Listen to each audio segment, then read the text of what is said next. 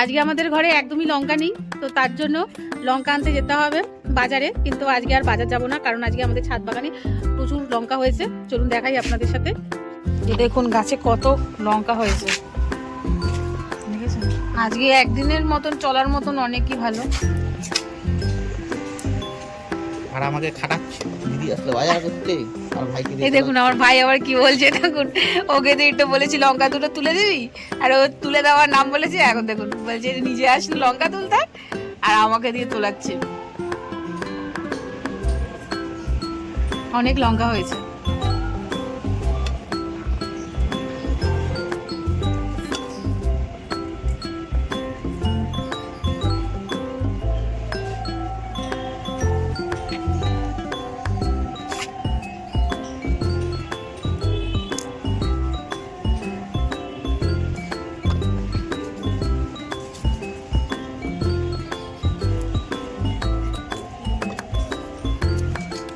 বন্ধুরা একটা ছোট গাছে কতগুলো লঙ্কা ধরেছে, আরও আছে, ওগুলো এখনো বাড়তি হয়নি বলে তোলা হয়নি।